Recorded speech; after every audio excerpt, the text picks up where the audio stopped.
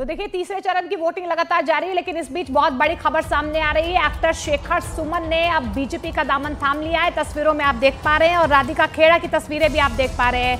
रविवार को ही राधिका ने कांग्रेस की प्राथमिक सदस्यता से इस्तीफा दिया था। आज उन्होंने बीजेपी का दामन थाम लिया और एक्टर शेखर सुमन को भी आप तस्वीरों में देख पा रहे हैं। तो राधिका खेड़ा इससे पहले कांग्रेस में थी और कांग्रेस पर उन्होंने गंभीर आरोप लगाए थे। सनातन के अपमान को लेकर आरोप उनकी तरफ से लगाए गए थे और अब ये दोनों ही यानी एक्टर शेखर सुमन और राधिका खेड़ा बीजेपी में शामिल हो चुके हैं। बीजेपी मुख्यालय से ये आपको तस्वीरें जो हैं वो हम आपको दिखा रहे हैं।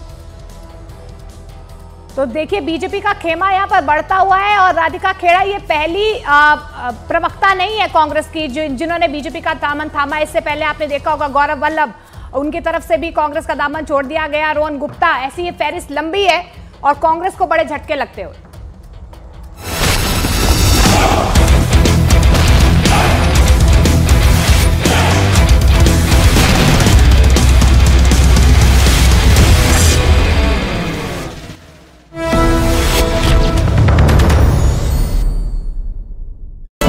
प्रधानमंत्री उतर चुके हैं, अपनी गाड़ी से उतर रहे हैं और अब वहां से चलकर जाएंगे बूथ की तरफ। जहां तक गाड़ियों को इजाजत होती है वहां तक उनकी गाड़ी रुकी और अब वो चलकर बूथ की तरफ जाएंगे।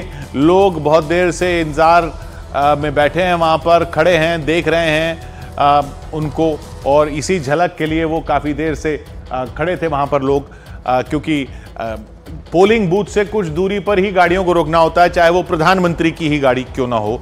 और इसलिए ये लोगों को पता है कि गाड़ी वहां रुक जाएगी, उसके बाद प्रधानमंत्री पैदल ही निकलेंगे, तो वो झलक जो है वो मौका मिलेगा लोगों को प्रधानमंत्री को देखने का। वो मौका आपको भी मिल रहा है न्यूज़ 18 इंडिया की स्क्रीन पर देखने का।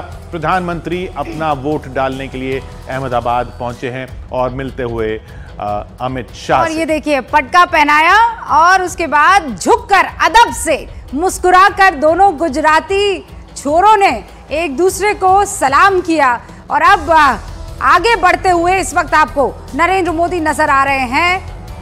नरेंद्र मोदी 7:30 पर उनको पहुंचना था। इंतजार काफी देर तक अमित शाह ने किया और आखिरकार उम्मीदवार वोटर को दर तक ले आए हैं।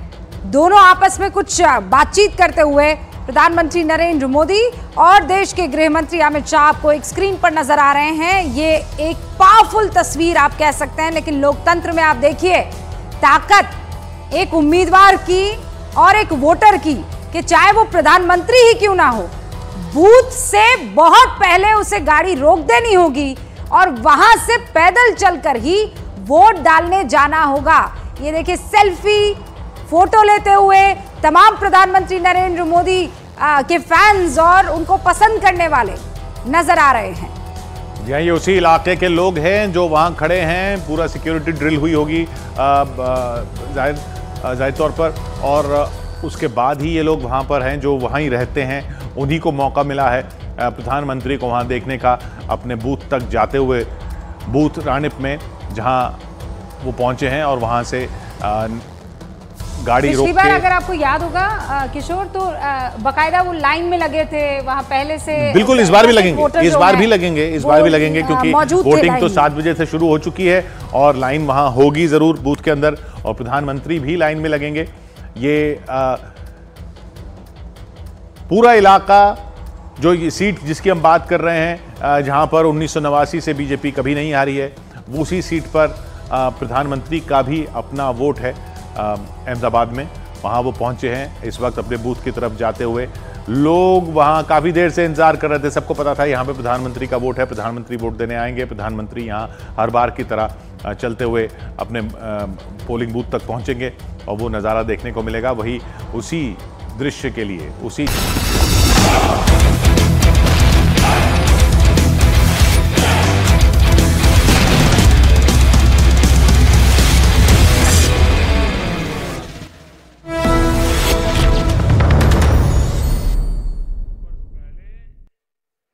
बाबा साहब को भारत रत्न दिया था। ये जब गए ना तब मौका आया। मैं इसे भी अपना सौभाग्य मानता हूं कि मुझे बाबा साहब से जुड़े स्थानों को पंच तीर्थ के रूप में विकसित करने का अवसर मिला।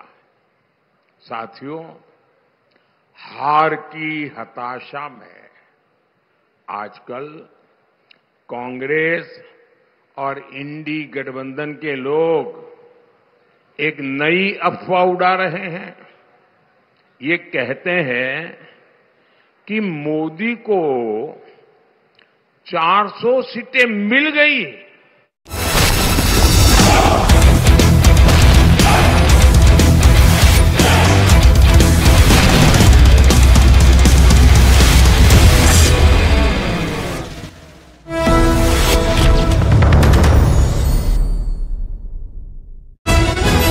प्रधानमंत्री उतर चुके हैं, अपनी गाड़ी से उतर रहे हैं और अब वहां से चलकर जाएंगे बूथ की तरफ। जहां तक गाड़ियों को इजाजत होती है वहां तक उनकी गाड़ी रुकी और अब वो चलकर बूथ की तरफ जाएंगे।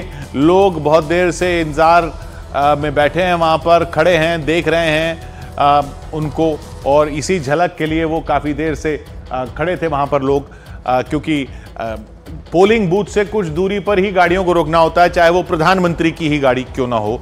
और इसलिए ये लोगों को पता है कि गाड़ी वहां रुक जाएगी, उसके बाद प्रधानमंत्री पैदल ही निकलेंगे, तो वो झलक जो है वो मौका मिलेगा लोगों को प्रधानमंत्री को देखने का। वो मौका आपको भी मिल रहा है न्यूज़ 18 इंडिया की स्क्रीन पर देखने का। प्रधानमंत्री अपना वोट डालने के लिए अहमदाबाद पहुंचे हैं और मिलते हुए अमित शाह और ये देखिए पटका पहनाया और उसके बाद झुककर अदब से मुस्कुराकर दोनों गुजराती छोरों ने एक दूसरे को सलाम किया। और अब आगे बढ़ते हुए इस वक्त आपको नरेंद्र मोदी नजर आ रहे हैं। नरेंद्र मोदी 7:30 पर उनको पहुंचना। टंकी नहीं, वेक्टस मांग। टंकी मतलब वेक्टस। केजरीवाल की अंतरिम जमानत पर सुप्रीम कोर्ट में सुनवाई। कोर्ट ने चुनाव को बताया असाधारण स्थिति। ईडी ने किया जमानत का विरोध। आज आ सकता है जमानत पर फैसला। लोकसभा चुनाव के तीसरे चरण के लिए 93 सीटों पर वोटिंग। मोदी सरकार के 10 मंत्रियों समेत कई दिग्गजों की साख दांव पर। सुबह 11 बजे तक करीब 26% मतदान।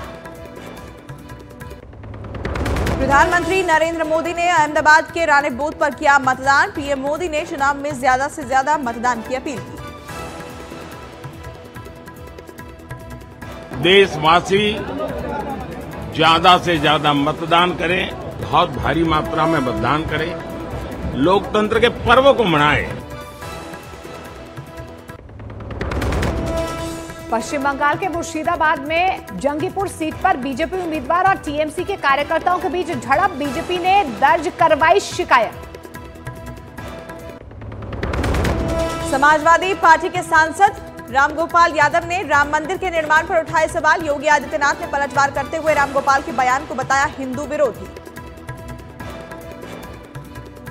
रोज राम के दर्शन करते हैं पर मंदिर नहीं गए आप लोग। वो मंदिर तो बेकार का है, बेकार का है। और क्या मंदिर ऐसे बनाए जाते हैं। जाकी रही भावना जैसी, प्रभु मूरत देखी तिन तैसी। ये राम भक्तों पर गोली चलाने वाले लोग हैं। में जाना तो टंकी नहीं, वेक्टस मांग। टंकी मतलब वेक्टस।